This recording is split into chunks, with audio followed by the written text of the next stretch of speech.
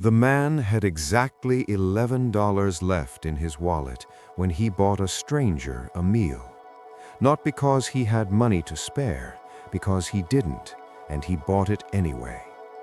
What the stranger did with that, what was already moving because of it before Marcus Delaney ever walked back to his truck, is the part of this story nobody planned. Marcus had been a structural engineer for 22 years. He had worked bridges, levees, highway overpasses across 4 southern states.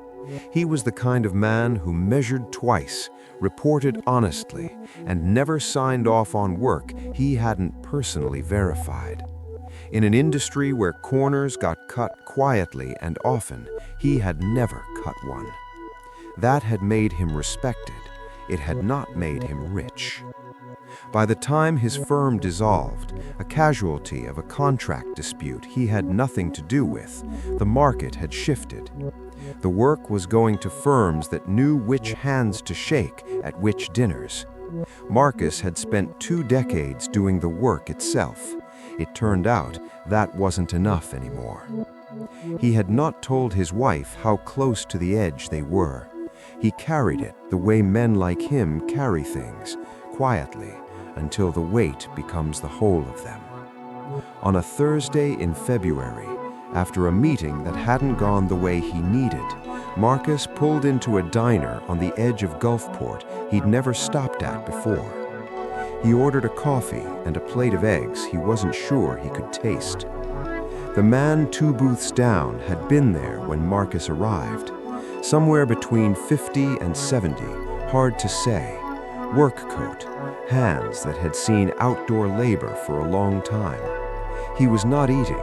He sat with both palms flat on the table, looking at nothing in particular. Marcus didn't know why he kept looking. He couldn't have explained it.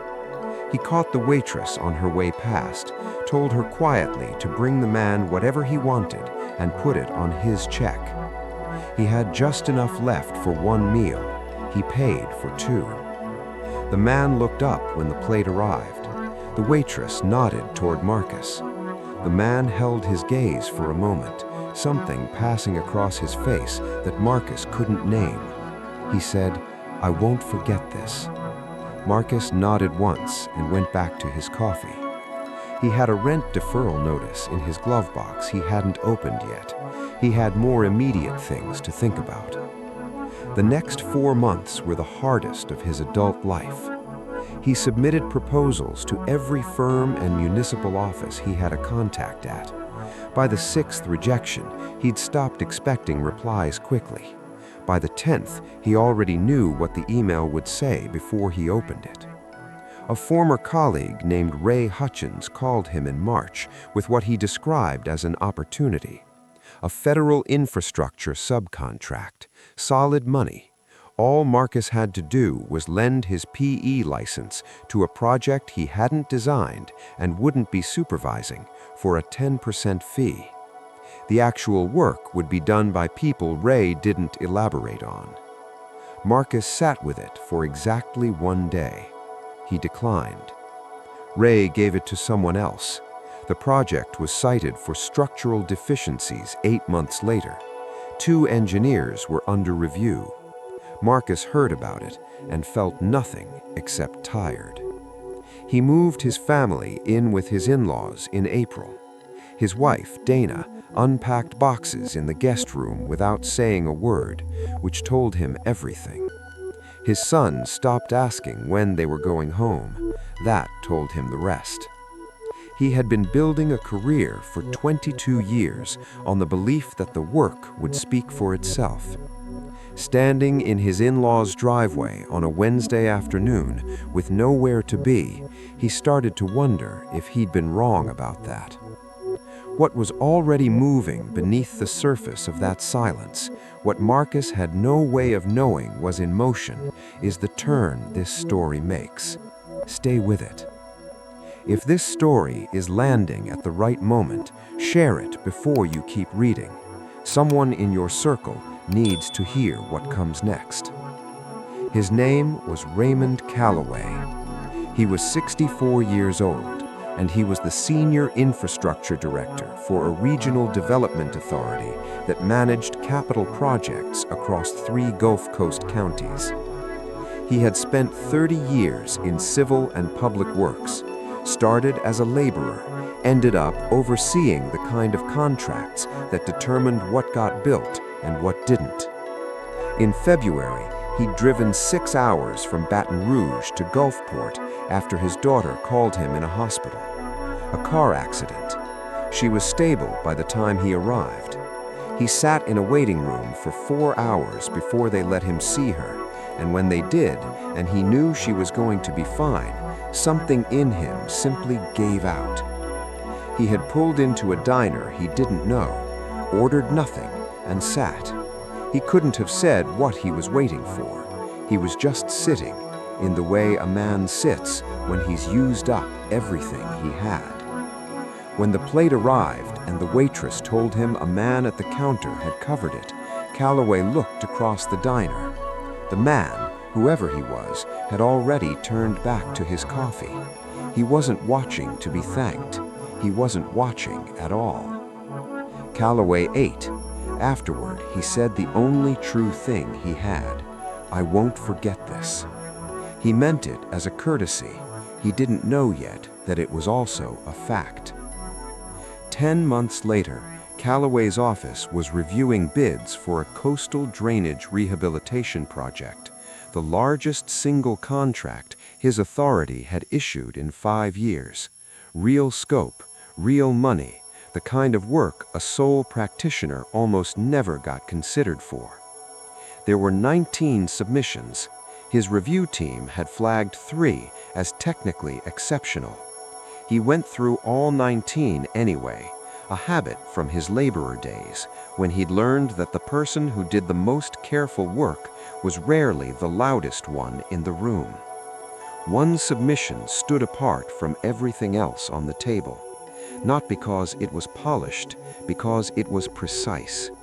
Every cost itemized, every load assumption stated plainly, every contingency explained rather than hidden. There was no inflation in the numbers, no ambiguity in the scope. It read like the work of someone who had never once planned to be anything other than exactly what they said they were. The name on the cover page, Marcus Delaney, P.E., sole practitioner, Gulfport, Mississippi. Calloway read it twice, then he sat back in his chair and didn't move for a while. Marcus received a call on a Tuesday morning, unknown number, area code he didn't recognize. He answered on the 3rd ring. The meeting was set for the following Friday in Baton Rouge. He borrowed a tie from his brother-in-law. He drove up the night before because he didn't trust himself to make the timing if he left the morning of. Calloway came down from the 3rd floor to meet him in the lobby himself. His assistant noted it. It wasn't the usual protocol. They sat across a conference table and went through the proposal line by line. Marcus knew every number without looking at his notes. He answered questions with the specific, unguarded confidence of someone who has actually done the thing they're describing, not sold it. After 40 minutes, Calloway set down his pen. He looked at Marcus for a moment without speaking. "I want to ask you something that has nothing to do with the bid." Marcus waited. "About 10 months ago, I stopped at a diner in Gulfport. I wasn't in a good place. My daughter had been in an accident, and I'd been driving all day, and I hadn't eaten. I sat down, and I couldn't bring myself to order. A man at the counter, a stranger, told the waitress to put my meal on his tab. He never looked up to see if I'd noticed. He just did it and went back to his coffee." Calloway ate. Afterward, he said the only true thing he had. "I won't forget this." He meant it as a courtesy. He didn't know yet that it was also a fact. The contract was awarded to Marcus Delaney. Not because of the diner. Calloway was precise about that, in his own mind and on record with his review board. The submission had been independently assessed as the most technically rigorous of the 19. The numbers were the most honest, the scope the most defensible. It stood on its own. But a meeting was requested when others were not. And in that meeting, a man was heard with a quality of attention that changes things. Marcus completed the project in 7 months, under budget. Not a single line item exceeded what the proposal said it would. He submitted the final report, received payment, and sat in his truck in the parking lot of the project site for 20 minutes before driving home. He didn't say much when he got there. Dana didn't ask him to. 2 years later, he had a small firm, 3 engineers, 1 project manager, a reputation for proposals that said exactly what they meant. He was not wealthy. He was building something with a foundation that didn't shift. He never found out what happened to the man at the diner, the one he'd bought the meal for in February, whether he'd found his way, whether anyone had found him. That detail stayed open, without resolution, the way some things do. What Marcus knew, what he had always understood without ever saying it plainly, was that you don't give to receive. You give because of who you are, because of what you believe is true about other people, even when they're strangers, even when no one is watching, even when you only have enough for one. He had spent 22 years planting in the dark. He found out that something had been keeping count. There is a principle that has always been true, long before anyone wrote it down. Whatever a person plants quietly, without audience, without expecting anything back, that is exactly what they will one day harvest, in a form they could not have designed and did not see coming. Somewhere, someone reading this right now has done something quietly good that they believe nobody saw. A meal paid for, a burden carried, a door held open that cost more than it looked like. Drop it in the comments. This community believes in what gets planted in the dark. Like this story if it found you at the right moment. Share it with someone who needs to hear what 22 years of quiet integrity can build when no one appears to be watching.